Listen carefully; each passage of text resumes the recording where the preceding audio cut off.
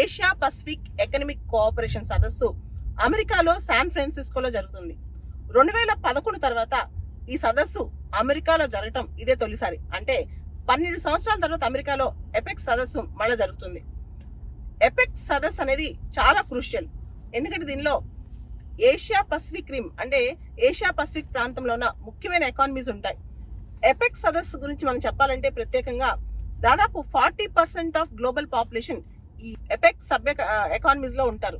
దాంతోపాటు half of the world trade APEC దేశాల మధ్య జరుగుతుంది. ప్రపంచ వాణిజ్యంలో సగం ఎపెక్ దే అనమాట. So Asia Pacific economic cooperation అనేది చాలా చాలా ఇంపార్టెంట్. అయితే ఎపెక్ దేశాలని, ఎపెక్ లో ఉన్న మెంబర్స్ ని కంట్రీస్ అనము, they are called member economies. అందుకే తైవాన్ కానీ హాంకాంగ్ కానీ అందరూ కూడా ఎపెక్ లో పార్టిసిపేట్ చేయడానికి అర్హత సంపాదించుకున్నారు. ఎందుకంటే ఎపెక్ అనేది కేవలం మెంబర్ కంట్రీస్ అని కాదు, మెంబర్ ఎకానమీస్ అనమాట. వాటి మెంబర్ ఎకానమీస్ అంటాం.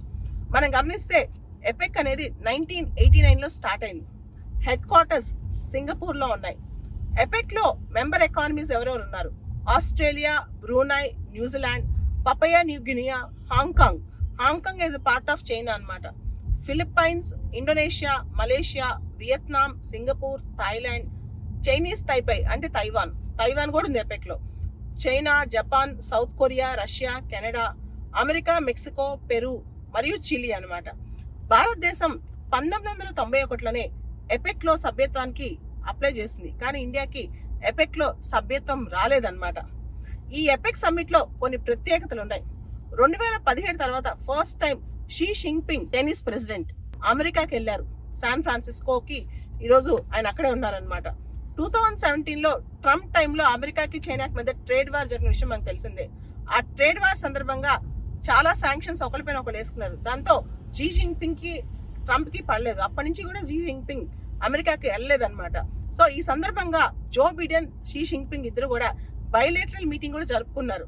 ఇన్ఫాక్ట్ చెప్పాలంటే చైనా వాళ్ళ స్పై బెలూన్ అమెరికా గగనతలంలోకి ఎగరటం, అమెరికా దాన్ని పేల్చేయటం, తర్వాత అమెరికా కామర్స్ సెక్రటరీ ఈమెయిల్స్ ని చైనా హ్యాక్ చేయటం, ఇవన్నీ జరిగిన తరుణంలో అమెరికా చైనా తైవాన్ అంశంలో, ముఖ్యంగా తైవాన్ డెమోక్రటిక్ వేవ్స్ అంశంలో చైనా నుంచి తైవాన్ కంప్లీట్ గా విడిపోదాం, తైవాన్ ఇండిపెండెన్స్ డిక్లరేషన్ చేసుకుందాం అనే సందర్భంలో అమెరికా తైవాన్ సపోర్ట్ చేయడం, నాన్సీ పెలోసి తైవాన్కి వెళ్ళటం లాస్ట్ ఇయర్, ఇవన్నీ కూడా చైనాకు నచ్చలేదు.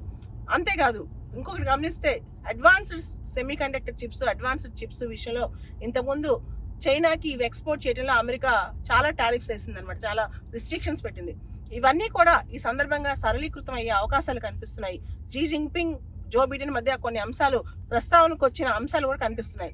ముఖ్యంగా 2024 బిగినింగ్ లో, వచ్చే సంవత్సరం అంటే వచ్చే 2 నెలల్లో తైవాన్ లో ఎలక్షన్స్ జరగనున్నాయి.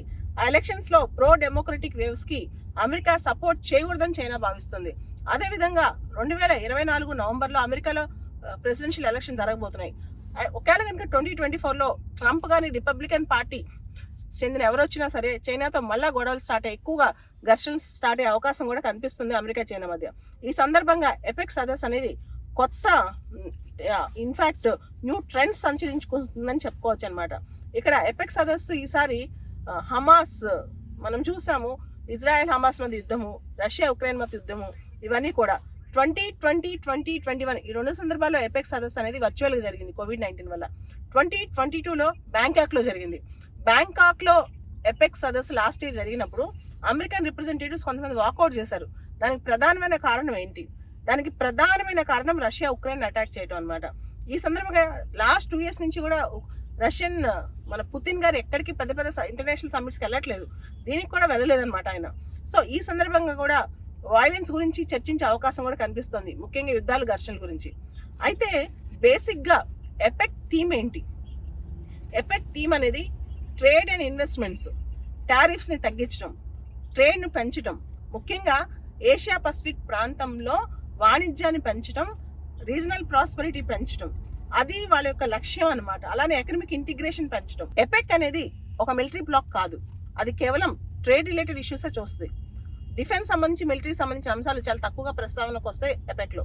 అయితే పెద్ద పెద్ద యుద్ధాలు జరిగినప్పుడు దాన్ని ఖండించడం ఎపెక్ చేస్తూ ఉంటుంది. ఇంకొక ప్రధానమైన అంశం ఎపెక్, క్లైమేట్ చేంజ్ అంశాలు కూడా ఈ మధ్య కాలంలో ఎపెక్ దృష్టిలోకి వస్తున్నాయి అనమాట. ముఖ్యంగా ఎపెక్ సంబంధించిన అంశాలు కనుక మనం చూస్తే టీపీపీ అని ఇంతకు ముందు అమెరికా ఒక దానిలో చాలా లీడ్ తీసుకునేది, ట్రాన్స్ పసిఫిక్ పార్ట్నర్షిప్ అని. అమెరికా దానిలోంచి విత్డ్రా అయిపోయింది డొనాల్డ్ ట్రంప్ గారి టైంలో. రీసెంట్గా బిడెన్ గారు వచ్చిన తర్వాత ఇండో పసిఫిక్ ఎకనామిక్ ఫ్రేమ్వర్క్ అనేది స్టార్ట్ అయింది. దాన్ని బిడెన్ ఈ సందర్భంగా హైలైట్ చేయనున్నారనమాట.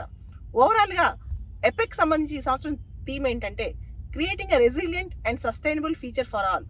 అండ్ ముఖ్యంగా కనెక్టెడ్నెస్ అండ్ ఇంక్లూజివిటీ పెంచడానికే ఈ ఎపెక్ పనిచేస్తుందని చెప్పి అందరూ చెప్తున్నారు. కాకపోతే ఇండియా ఎపెక్లో సభ్యదేశం కాదు.